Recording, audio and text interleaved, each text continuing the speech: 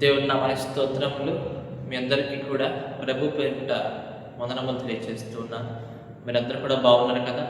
దేవుని కృపను బట్టి మీరందరూ కూడా, మీరు మీ కుటుంబం అంతా కూడా దేవుని యొక్క నీడలో, దేవుని యొక్క కాపుదలలో మీరందరూ కూడా ఉన్నారని చెప్పి ఆశిస్తూ ఉన్నాను.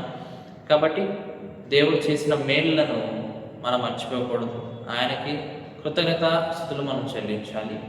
కాబట్టి ఇవాళ దేవుని యొక్క వాగ్దానం మనం చూస్తే కీర్తనలు 145వ అధ్యాయం మనం తీసినట్లయితే, కీర్తనలు 145వ అధ్యాయము 18వ వచనం మనం చదువుకుందాం.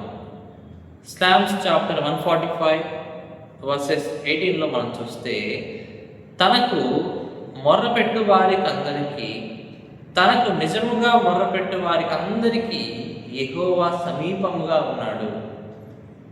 ఈరోజున దేవుని యొక్క వాగ్దానం చూస్తే యెహోవా మనకి సమీపముగా ఉన్నాడంట. ఎటువంటి సమయంలో ఆయన మన సమీపంగా ఉన్నాడంటే కనుక, నిజంగా మనస్ఫూర్తిగా మనం మొరపెట్టినప్పుడు ఆయన మనకి ప్రార్థన ఆలకించి మన సమీపంగా ఉన్నాడు అని దేవుని యొక్క వాక్యం చదివిస్తుంది. సాధారణంగా చిన్నపిల్లలు ఉన్నారనుకోండి, వాళ్ళకి చుట్టూ సమీపంగా ఎవరు ఉంటారంటే తల్లి కానీ తండ్రి కానీ ఉంటూ ఉంటారు సమీపంగా. ఎందుకంటే వాళ్ళు ఎక్కడ పడిపోకుండా కాపాడడానికి, ఎటువంటి చోట్లకు వెళ్తున్నారో చూస్తూ ఉంటారు కదండి. రక్షణ కోసం తల్లిదండ్రులు వాళ్ళ సమీపంగా ఉంటారు కదా. కానీ ఆ చిన్నపిల్లలు పెద్దయిన తర్వాత ఈ రోజుల్లో మనం చూస్తే కుమారులు కానీ కుమార్తెలు కానీ పెద్ద అయిపోయారు, పెళ్ళిళ్ళు అయిపోయినాయి వాళ్ళకు కూడా. అయితే తల్లిదండ్రులని చూసుకోవటం మానేస్తూ ఉన్నారు. తల్లిదండ్రులు ఒక భారంగా అయిపోయారు వాళ్ళకి. చిన్నప్పటి నుంచి కని వాళ్ళని పెంచి పెద్ద చేసి వాళ్ళకి మంచి చదువు నేర్పించి కదండి, ధన సహాయం చేసి అన్ని చేసినా కానీ వాళ్ళు పెద్ద తర్వాత ఏం చేస్తున్నారు? తల్లిదండ్రులని తోసివేస్తున్నారు. మేము పట్టించుకోము అంటూ ఉన్నారు. వెళ్తూ ఉంటే మాకు గోలగా ఉంటుంది అని అనుకుంటున్నారు. కొంతమంది అయితే అనాథ ఆశ్రమాల్లో వాళ్ళని వదిలిపెట్టేస్తున్నారు. ఎంత ఘోరమైన విషయం చూడండి. నీ తల్లిని తండ్రిని దేవుడు సన్మానించమన్నాడు. కాబట్టి వాళ్ళు ఏం చేయాలి? వృద్ధాప్యంలో వాటిని ఏం చేయాలి? ఆదుకోవాలి. అయితే ఇక్కడ మనం చూస్తే వాక్యంలో ఎలాగైతే చిన్న పిల్లలకు తల్లిదండ్రులు సమీపంగా ఉంటారో, అలాగే మన దేవుడు కూడా మనకి సమీపంగా ఉంటాడు కదండి. చిన్నపిల్లలు ఏం చేస్తుంటారు? ఏదైనా కింద పడ్డా కానీ అమ్మ నడుస్తూ ఉంటారు. అలాగే మనం కూడా ఏదైనా శోధనలో ఉన్నప్పుడు ఎక్కువ దేవుడా యేసయ్యా అని చెప్పి మనం అనాలి. అలిసినప్పుడు దేవుడు ఏం చేస్తాడు? మన ప్రార్థన ఆలకిస్తాడు. మొరపెట్టాలి. మనం నిజంగా మొరపెట్టాలి. ఊరికి అందరూ చూస్తారని ప్రార్థన చేయడం కాదు. నిజంగా మనం మొరపెట్టినప్పుడు దేవుడు మనకు సమీపంగా ఆయన ఉంటాడనమాట. అయితే ఒక విషయం చూసాం కదా, మొర్ర పెడితే కనుక, ప్రార్థన చేస్తే కనుక దేవుడు సమీపంగా ఉంటాడని. ఇంకా మనం చూస్తే దేవుని యొక్క వాక్యంలో ఫిలిప్పు రాసిన పత్రిక మనం తీస్తే, ఫిలిప్పు రాసిన పత్రిక 4వ అధ్యాయము 5వ వచనం మనం చూస్తే, 4వ అధ్యాయం 5వ వచనము, మీ సహనమును సకల జనులకు తెలియబడనీయుడి, ప్రభు సమీపంగా ఉన్నాడు. ఏమండి? నీ సహనముతో ఉన్నప్పుడు, నువ్వు సహనంతో ఓర్పుతో ఉన్నప్పుడు దేవుడు నీకు సమీపంగా ఉంటాడు. మొదటిగా ప్రార్థన చేస్తే, మొర్ర పెడితే నిజంగా దేవుడు నీకు సమీపంగా ఉంటాడు. రెండవదిగా ఈ లోకంలో నువ్వు సహనంతో ఓర్పుతో ఉంటే దేవుడు సమీపంగా ఉంటాడు. మూడవదిగా మనం చూస్తే మరి కీర్తనలు 75వ కీర్తన మనం తీసినట్లయితే, 75వ కీర్తన మొదటి వచనం మనం చూస్తే, కీర్తన 75 మొదటి వచనము, దేవా మేము నీకు కృతజ్ఞతాస్తుతులు చెల్లించుచున్నాము, నీవు సమీపంగా ఉన్నామని కృతజ్ఞతాస్తుతులు చెల్లించుచున్నాము.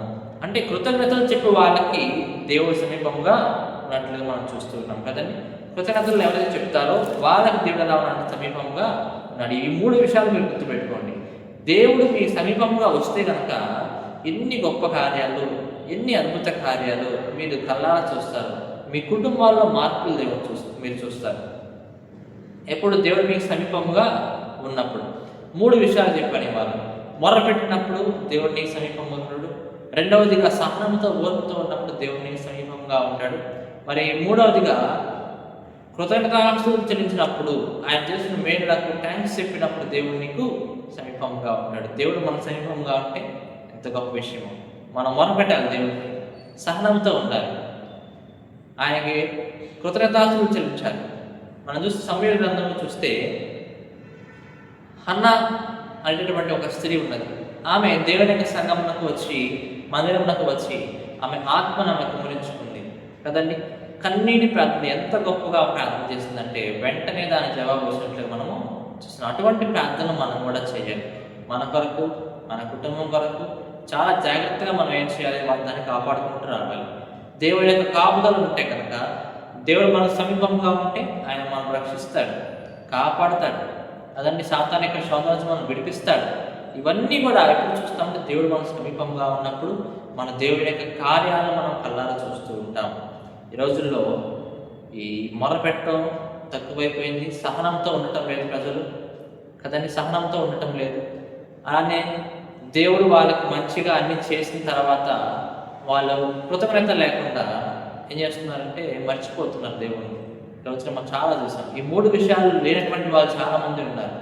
ఏది ప్రార్థన చేయనటువంటి వాళ్ళు, సహనం ఓర్పుతో లేనటువంటి వాళ్ళ లోకంలో, అలానే దేవుడు చేసిన మేళ్ళకి మర్చిపోయి వాళ్ళ సొంతంగా వాళ్ళు ప్రయత్నాలు చేస్తున్నటువంటి వాళ్ళు కూడా ఉన్నారు. ప్రియార్థులు బిడ్డారు, మనం ఏ స్థితిలో ఉన్నామో జ్ఞాపకం చేసుకోండి. ప్రతి ఒక్కటి కూడా మీరు చేయాలి. ఈ 3 విషయాలు ఖచ్చితంగా మీరు చేయాలి. చేసినప్పుడు మాత్రమే దేవుడు మీకు సమీపంగా ఆయన వస్తాడు. మొదటిగా మొరపెట్టండి, దేవుడు ప్రార్థన చేయండి. సమస్యల గురించి, ఇబ్బందుల గురించి, శోధనల గురించి మీరు ప్రార్థన చేయండి. రెండవదిగా ఈ లోకంలో మీరు సహనంతో ఓర్పుతూ ఉండండి. ఎవరైనా చెప్పినా సరే, ఎవరైనా అవమానించినా, కుటినా తిట్టినా మీరు సహనంతో ఓర్పుతూ ఉండండి. దేవుడు న్యాయం తీరుస్తాడు వాళ్ళకి. దేవుడే వాళ్ళకి తగినటువంటి శిక్షణ విధిస్తాడు.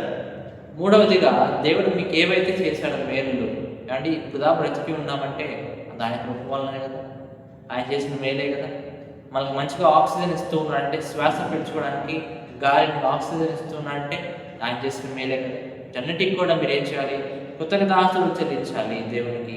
దేవుడు థ్యాంక్స్ చెప్పాలి, ప్రభా ఇవాళ ఏం చేశాను, నీకు థ్యాంక్స్ అయినా అని. ఈ 3 విషయాలు మీరు చేసినట్లయితే దేవుడు మీకు సమీపంగా ఉంటాడు. మీ ప్రార్థన ఆలకిస్తాడు, మీ శోధన నుంచి తొలగిస్తాడు, అంటే రోగం నుంచి ఆయన విడిపిస్తాడు. దేవుడికి అసాధ్యమైనది ఏది కూడా లేదు అని చెప్పి దేవుడు ఈరోజు సెలవిస్తున్నాడు. దేవుడి యొక్క వాగ్దానం దీవించి ఆశీర్వదించును గాక. ఆమేన్.